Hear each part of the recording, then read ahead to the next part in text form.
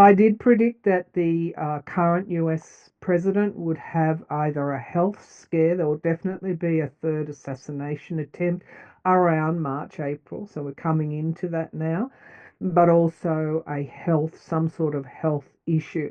I don't feel he will do a full term at all. And so we'll see how that plays out. However, I feel that I've seen a middle-aged businessman in power in 2028. It's not a politician. It's not, obviously not President Trump. It's someone else. And they're not a politician. They're a businessman. And they're not young because I can see middle-aged graying hair. Nature is getting ready to deliver some sort of earthquake off close to Chile around that area. Now, whether that's this year or the next, but I feel it will be a huge earthquake around that area of water.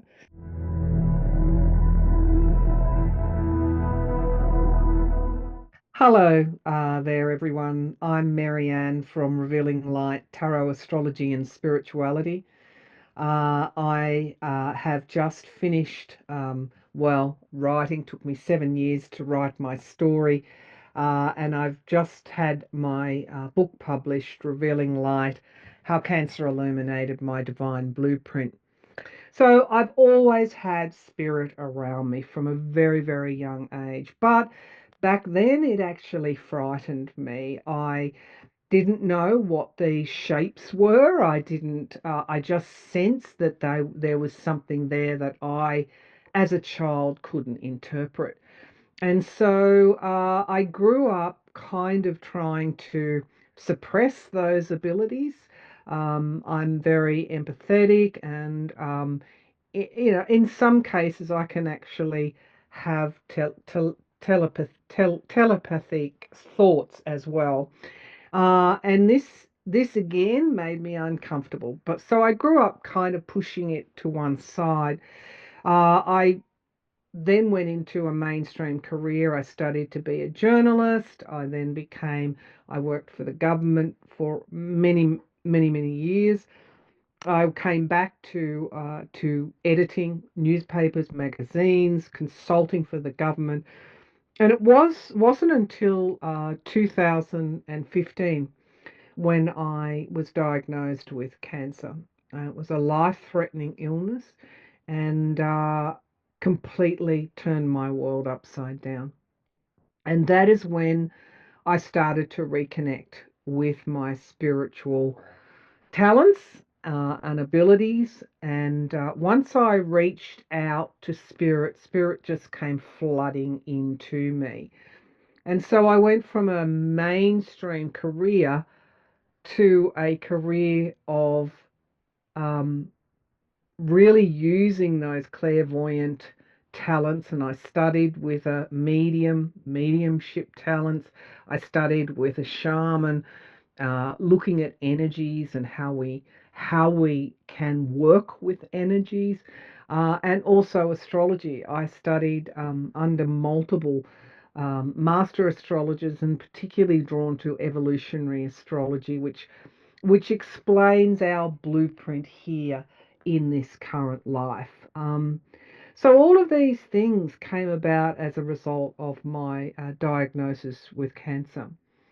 So it was a life-changing event in my life. And it was one, of course, when I looked at the astrology charts, it was all there in my natal chart. It's very, as I said, anyone can make a natural disaster prediction, but you have to be fairly precise. Um, I did predict an avalanche in California, or in that area, which I thought was odd because California is a dry state. But within days, they had that avalanche in that particular state. So I do feel there's earthquakes, whether that is in California or not. I feel that we are what's the word? Nature is getting ready to deliver some sort of earthquake off close to Chile around that area. Now, whether that's this year or the next, but I feel it will be a huge earthquake quake around that area of water. I do feel that Florida, as always, is going to be hit, but I think hit in a greater way than what it has been in the past. Um, and we will see these continued floods in the UK, and I do feel there's a major earthquake coming around, still in the Asia Pacific, but also in Turkey as well. I got very clearly during my predictions that Turkey isn't done with a major earthquake yet. I did predict that the current US president would have either a health scare, there will definitely be a third assassination attempt around March, April, so we're coming into that now, but also some sort of health issue. I don't feel he will do a full term at all. And so we'll see how that plays out. Other predictions that I've done, not necessarily in the annual predictions, most of what I predicted has already come true in in the first part of this year. So I'm going to have to go and do some more for the second part of the year. But other predictions that I have done, oh yes, I did see that US troops would be sent down to actually a ship, like whether it's a warship or a carrier or something, is sent down, eventually sent down to the Panama Canal. Um, so there will be some sort of military presence down in Panama. Unfortunately, many of my predictions, I hope that I'm wrong. I hope that they don't come true because we don't want this escalating conflict around the world. But I think 2025 is an eye opener for us. We have Pluto has moved into Aquarius. So and Mars, the god of war, is opposing Pluto in Aquarius, who is the god of the underworld.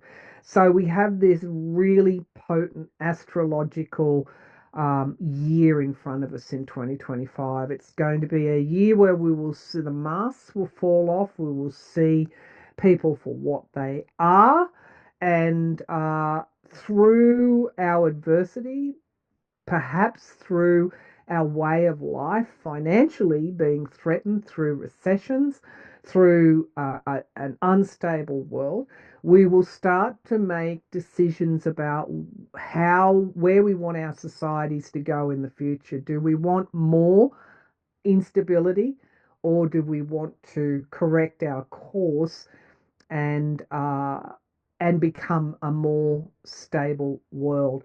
And I think all of those choices are ahead for us in 2025. I've I've predicted that things would get so rough or so chaotic in the US, there would be failure of many policies and the economy almost crashing. Do I think there's going to be a run on the banks? Do I think that it's going to go that far? It's quite possible that it will. What I feel is that um, the US has been divided for so long now, for at least the last decade, fairly, critically, acutely, that where is this going to lead? I predicted a few months ago that there would start to be talk of some states wanting to secede from the United States, and I don't have any judgment on whether that's good or bad. However, there will be California has almost like a referendum in 2026 when their governor elections are being held, and the question will be put to California if they can get 500,000 signatures. They've kind of got past first base. The question could be put to voters in California: do you want to secede from the United States? They're calling it Calexit. And so we're starting to see states pushing back now. I predicted that there would be some states, if federal services were not being delivered, they would want to keep their own federal taxes within their state. In other words, if you're not going to deliver me federal services, I won't pay taxes federally. Well, we'll deliver the services ourselves and keep them at the state level. So there's all sorts of change occurring in the US. I think the Maine government the governor of Maine, that's a state in America, has already threatened to, if federal money is withheld from her state, she will instruct her citizens to that the federal tax will remain in the state. And so we're already seeing some of these predictions that I made months ago occurring.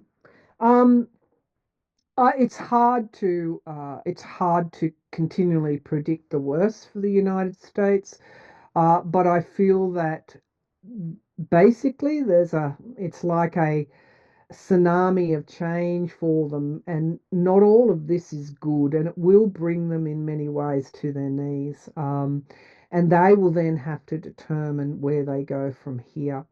Um, it's a lot in front of the US in 2025. However, I feel that I've seen a middle-aged businessman in power in 2028. It's not a politician. It's not obviously not President Trump. It's someone else, and they're not a politician. They're a businessman, and they're not young because I can see middle-aged graying hair. So that's who I see. There will be elections held in the US in future, and I feel that once we get through these years between now and 2028, the US will become more stable after 2028. But right now it's tough going for them. It's tough going for other US allies as well, as we're seeing Europe having to go it alone without the US against Russia.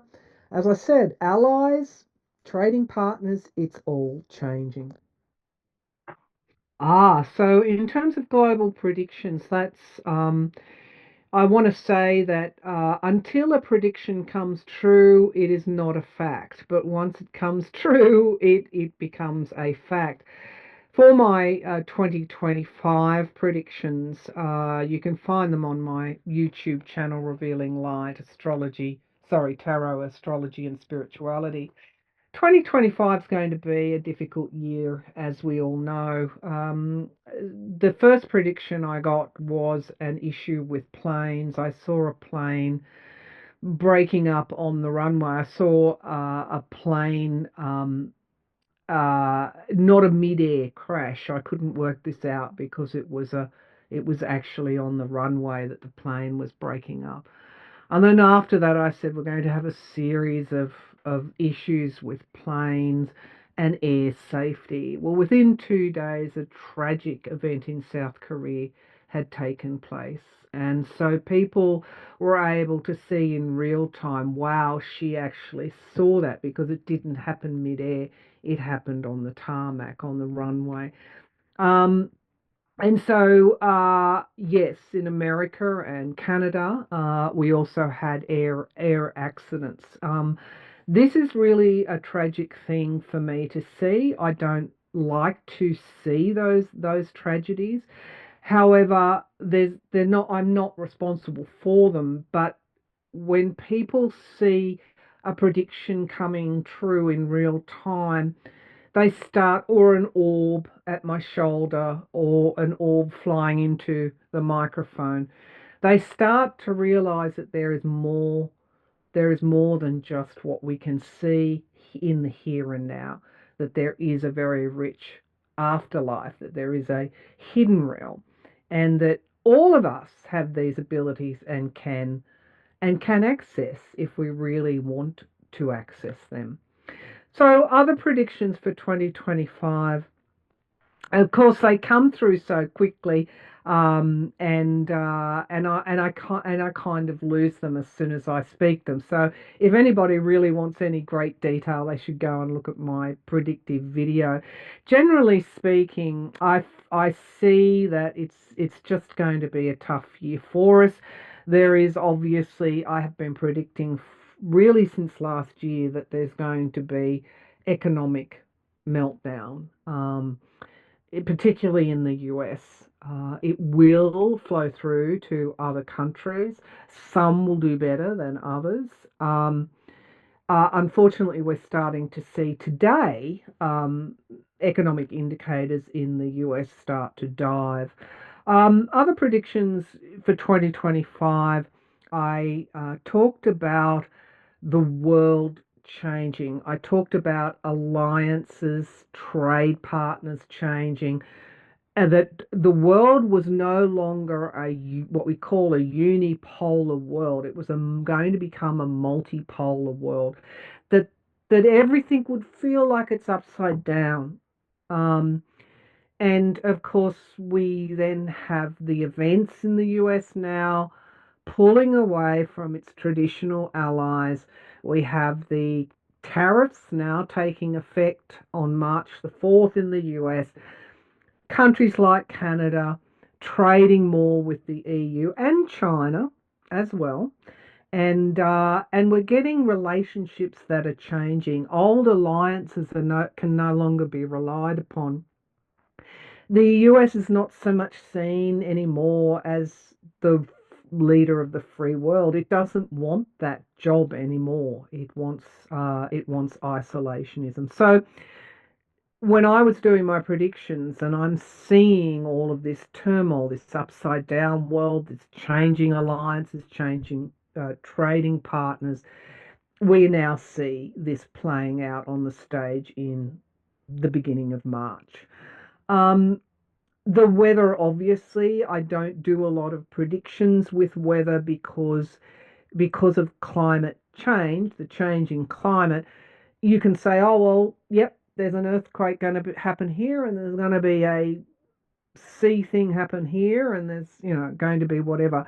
I was very specific. I saw an earthquake near in the Asia Pacific region. I know there's already been an earthquake in Vanuatu. I'm not talking about that. I'm talking about another event within that Asia Pacific region. Um, Sorry, I'll just turn my phone off. I saw widespread flooding. And when I was doing my predictions, I felt that was imminent. It was going to happen pretty soon. Within the week, the couple of weeks of me doing my predictions, we had flooding, widespread flooding in the UK, particularly doing a lot of damage. For 2025, it's just going to be a year of turmoil. Unfortunately, I saw soldiers on the ground there. They were walking in wheat fields. And so I do feel that there is going to be, whether that they are the troops that are going to act as a security force in Ukraine, whether or not it's going to blow up with Russia, I don't know. But I did see a conflict escalate when I did my readings in between December, at the end of December.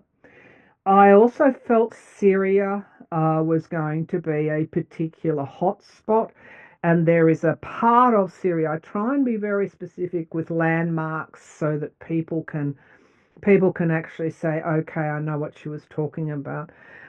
It's where a cliff or a plateau rises. It looks like there was going to be some kind of force or invasion of some sort in Syria. Syria was going to blow up. There is actually an area. I think my geography is not so good, but there are cliffs and plateaus. I think going toward the is if Syria has I don't know if it's I don't know if it's coastal or what it is, but there is a particular landmark in Syria that involves it's a plateau and cliffs. It does have a name, but I can't remember that name now. But I just saw an incursion, like I just saw uh, whether it's soldiers or troops moving into Syria. Syria was going to be a region that the Middle East generally was going to be after the Gaza Israel ceasefire. We all breathed a sigh of relief, and our hostilities with Israel and Iran seemed to go on the back burner. However, I feel that peace in the Middle East is only temporary.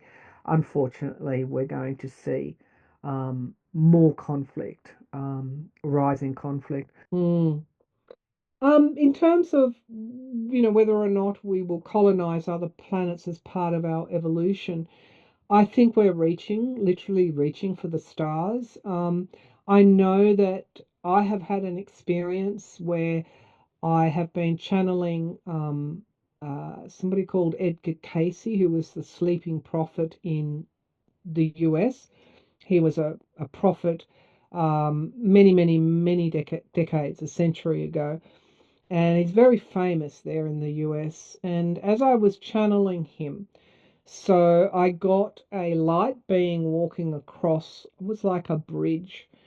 And I actually said, I didn't know this at the time, but I said, I think that this light being actually came to Casey and gave him the information that he had to make those predictions that he did. He was known as a medical intuitive, so he was able to diagnose and recommend treatments for illnesses, and he cured people as a result. But that information wasn't coming from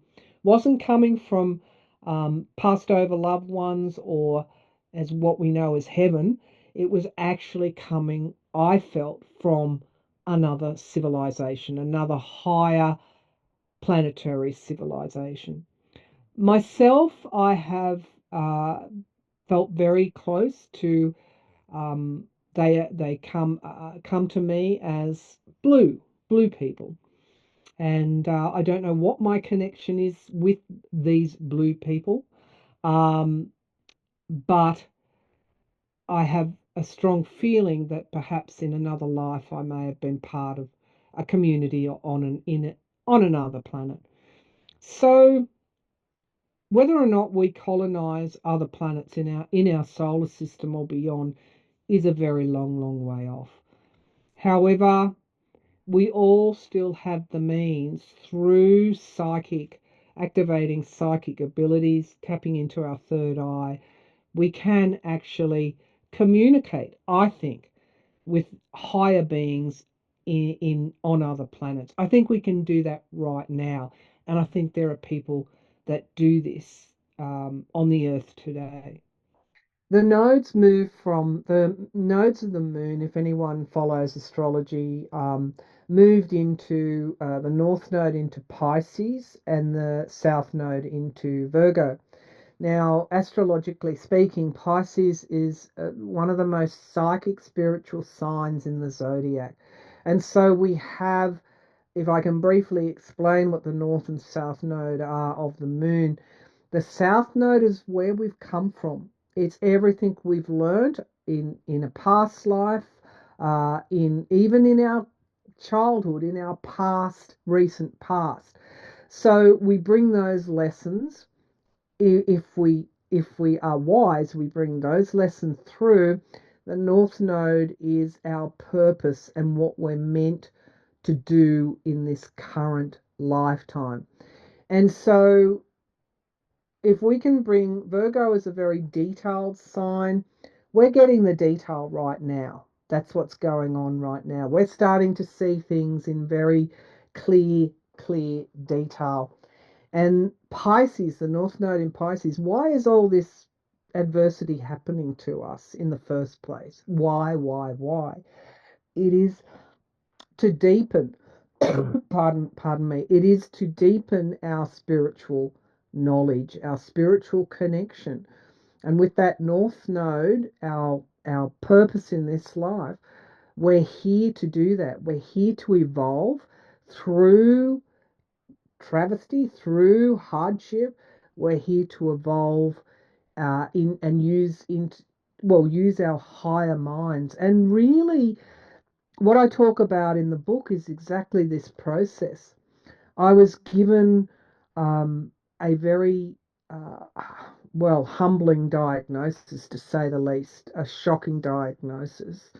And I had to go through fairly brutal surgery and radiation and chemotherapy, all the things that cancer sufferers go through. And I felt like I was down the bottom of a well and I couldn't see the light at all.